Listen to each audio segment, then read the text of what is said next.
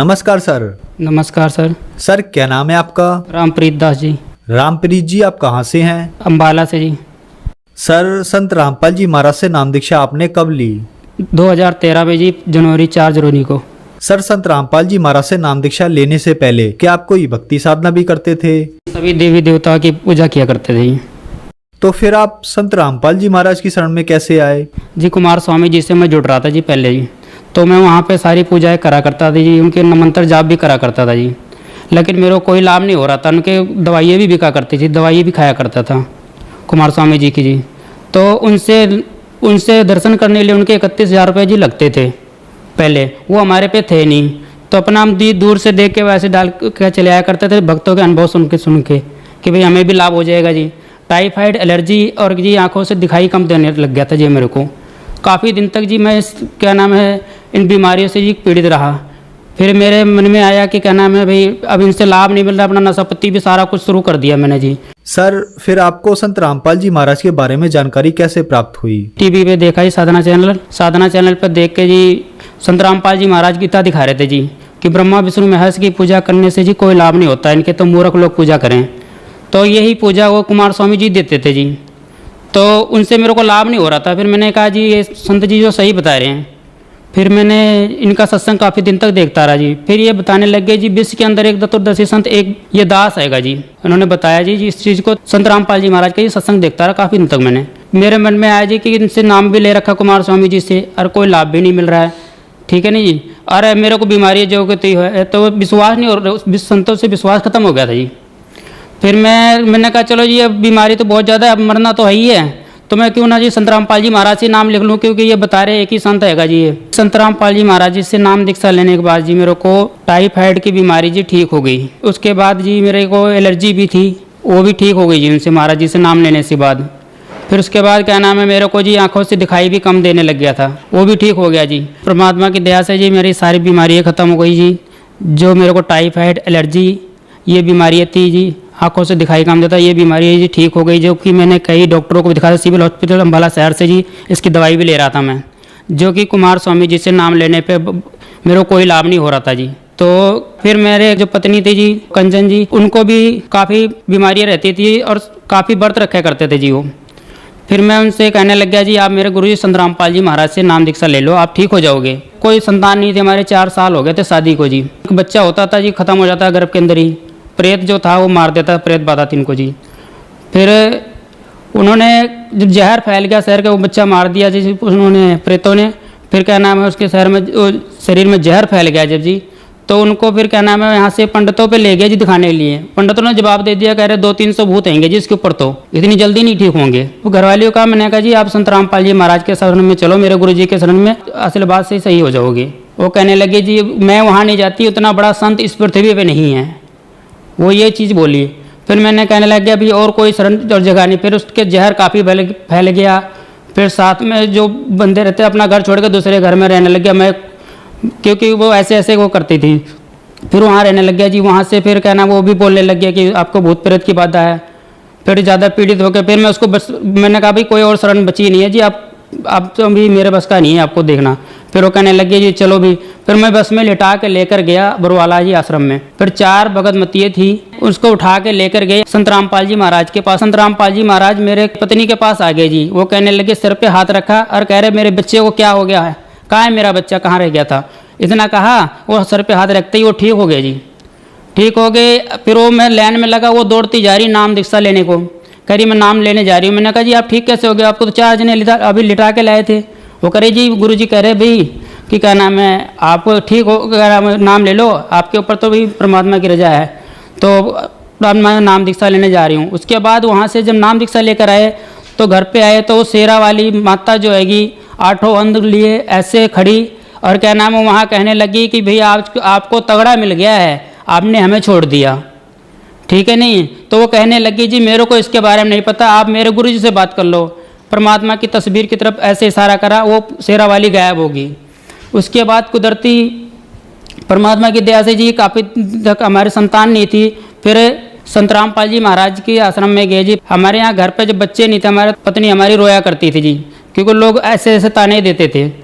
फिर संत रामपाल जी महाराज ने सर पे हाथ रखा, कहा मेरे को पता नहीं है कि मेरे बच्चे को क्या तकलीफ है। तो कहने लगी ना गुरुजी मैं तो रो नहीं रही थी। करे बेटा आश्रम में भी रो रही थी तो घर पे भी रोती है, आपके बच्चा नहीं क्या पता नहीं जी मेरे को। वो कहने लगी हाँ जी। तो वो और आशीर्वाद दिया, परमात्मा के पेट में अच्छा होने वाला हुआ। फिर काफ़ी बीमार हो गई वो। काफ़ी बीमार होने के बाद में फिर संत रामपाल जी महाराज एक खिड़की से आए और उसके सर पे हाथ रखा, कहे बेटा तू ठीक हो जाएगी, कोई बात नहीं, घबराइए मत, मैं तेरे साथ में हूँ। और ठीक है ना, आप क्या नाम है, आप अपने पति को दुखी मत किया करो, आपका पति बहुत दुखी होता है। आप कहते हो ये नहीं खाऊंगी वो नहीं खाऊंगी, आप चाहे थोड़ा सा खा लो, बेचारा किसी मेरा काम करके आता है, और आप ऐसे ऐसे बोलते हो उसको, ठीक है ना जी। तो वो कहने लगी जी गुरुजी मैं क्या करूँ, गुरुजी मेरे से काम भी नहीं होता कोई, और क्या नाम है मैं तो बहुत ज़्यादा परेशान हूँ। तो परमात्मा ने कहा सब ठीक हो जाएगा। सर पे हाथ रखा और कह रहे बुखार बहुत ज़्यादा रहा करता जी, कुछ खाती भी नहीं थी। तो उन्हें सर पर परमात्मा ने हाथ रखा संत रामपाल जी महाराज ने, और वो ठीक हो गई।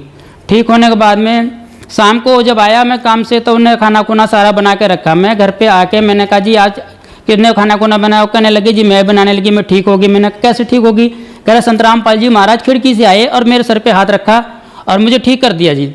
और उन्होंने बताया दवाई लेने की कोई जरूरत नहीं है।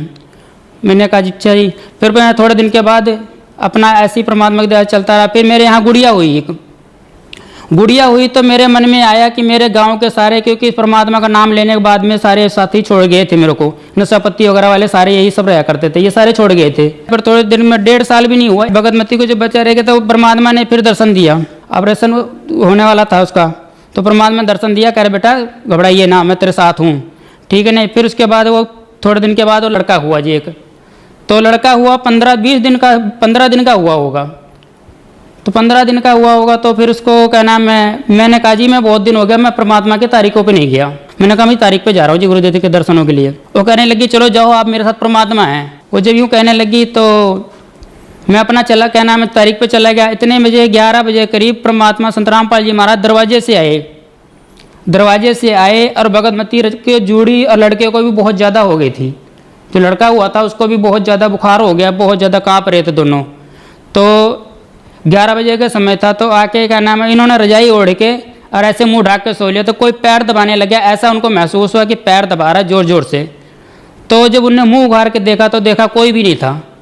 फिर उसके बाद मुंह ढक लिया। फिर उसके बाद उन्होंने देखा क्या नाम, फिर पैर हाथ सारा दबाने लग गया। फिर उन्होंने उठ के बैठ गई, देखने लगी अभी कौन आया, क्या नाम है, ये ऐसा मेरा पति तो चला गया, क्योंकि उठ के दरवाजा भी बंद नहीं कर सकती थी वो। फिर उठ के जब बैठी वो सामने तो देखी संत रामपाल जी महाराज खड़े हुए हैं दरवाजे पे ही, और कहने लगे बेटा ये मैं तेरे को दर्शन दिया है, और मैं तेरे कह रहे गुरुजी आप मेरा पैर क्यों दबा रहे हो। कह रहे परमात्मा कह रहे भी तेरे को इसलिए दबा रहा हूँ ना कि भाई ताकि तेरे को विश्वास हो कि मैं स्वयं आया हूँ। आपको मैं सौपन दिखाता या ऐसा समझाता तो आप इस चीज़ को नहीं समझ सकते थे कि भाई क्या नाम है महाराज जी ये परमात्मा आए थे। तो इस करके परमात्मा ने दर्शन दिया उनको। फिर बताने लगे जी आज बताओ आपका कौन है, ना माँ है आपका पास, तो आपकी बहन भी चली गई, आपकी लड़की भी चली गई, आपका पति भी चला गया, और आज बता बेटा तेरे को कौन है, तू किसके सहारे है। घरवाली कहने लगी कि मैं आपके सहारे हूँ जी। इस करके क्या नाम है वो सारे चले गए, मेरे को कोई परवाह नहीं। तो परमात्मा कहने इसलिए मैं आया हूँ। तो कहने लगी परमात्मा मेरे को बुखार बहुत तेज है। कह रहे कोई बात नहीं बेटा ठीक हो जाएगा। फिर वो कहने लगी, कह रही कि क्या नाम है गुरुजी जब मेरे पे अभी लड़की हुई थी फिर आपने लड़का क्यों दिया। तो कहने लगी आपके पति के मन में ना दोष आया इस बात का कि जब लड़की हुई आपके पहले तो बच्चा नहीं था आपके, फिर क्या नाम आपके लड़की हुई तो आपका पति रोया मन के अंदर बहुत ज़्यादा कि मेरे एक लड़की और मेरा कोई भी साथी नहीं, अब मेरी लड़की होगी मैं कैसे गुजारा करूंगा, घर का कैसे चलाऊंगा। तो इस करके मेरे को उसका मेरे भगत का दुख देखा नहीं गया, मेरे से लड़का दिया है और ये क्या नाम है बहुत जल्दी आपका साथ देगा और बहुत जल्दी बड़ा होएगा। परमात्मा कहने लगे अरे फिर मैंने कुछ किसी से कर्जा भी ले रखा था, मतलब कि मैंने कर्जा उन्होंने अपने आप दिया था मेरे को, पैसे मांगने नहीं गया उनसे, उन्होंने पैसे दिए थे 10-12 हज़ार। तो मेरे को उसकी टेंशन थी। परमात्मा कहने लगे कि इसको उस पैसे की टेंशन बहुत ज़्यादा है, ठीक है ना, इसने मेरा भगत किसी से पैसे नहीं लेता, मेरा भगत ये कर्जा था वो अपना कर्जा उतार रहे हैं। 4 साल तक का मैं जीवन बीमा नहीं जमा कर पाया था जी। परमात्मा से ये लाभ मिला जी, जीवन बीमा जो मेरा था 4 साल का जीवन बीमा मैंने दिखाया उसमें, तो कह रहे 4 साल तक का जीवन बीमा जी आपका जमा है, ये लाभ मिले जी मेरे को परमात्मा से। तो परमात्मा की दया से जी चमत्कार ऐसे ऐसे बहुत हुए जी। और तो परमात्मा की दया से जी तब से सही है जी, भगतमती को नाम दीक्षा दिलवाई जब से जी, तब से परमात्मा की दया से वो भी ठीक है। और को क्या नाम है घर में कोई अगर हमारे घर में कभी इतना क्लेश रहता था मियाँ बीवी में, लड़ाई झगड़े बहुत होते थे, परमात्मा के नाम दीक्षा लेने के बाद भी ऐसे था। फिर परमात्मा पे अर्जी लगाई, प्रार्थना लगाई जी। प्रार्थना लगाने के बाद आज तक के हमारे घर में कभी भी कोई क्लेश नहीं हुआ। बहुत ज़्यादा लड़ाई हुआ करती, मैं बहुत नशा किया करता था जी, दारू पिया करता था जी, चर्च बड़ी सिगरेट पिया करता था जी, और बीड़ी भी पिया करता था जी, और क्या नाम सिगरेट भी, वैसे सिगरेट भी बहुत ज़्यादा पिया करता, 2-3-4 डिब्बी सिगरेट मैं रोज़ पी जाया करता था। मैं दुकान करता था पहले जी, तो मैं बहुत सिगरेटें पिया करता। जिस समय संत रामपाल जी महाराज से नाम दीक्षा लेने के लिए भी गया था, उस समय सिगरेट की डिब्बी जेब में पा के ले गया था। सर, संत रामपाल जी महाराज से नाम दीक्षा लेने के बाद क्या आपका नशा छूट गया? हाँ जी, मेरा नशा बिल्कुल भी छूट गया, और आज बिल्कुल उसके पास जो सिगरेट पीता उसके पास खड़े होने को भी जी नहीं करता, इतनी स्मेल आती है उसके पास से जी। सर, जो दर्शक आज आपको देख रहे हैं, आप उन्हें क्या कहना चाहेंगे? हम पूर्ण परमात्मा जी संत रामपाल जी महाराज जी आए हुए शास्त्र अनुकूल साधना दे रहे जी, और आप उनसे नाम दीक्षा लेकर जी आप उनसे कहना अपना कल्याण करवाएं जी। सर, संत रामपाल जी महाराज से नाम दीक्षा कैसे ली जा सकती है?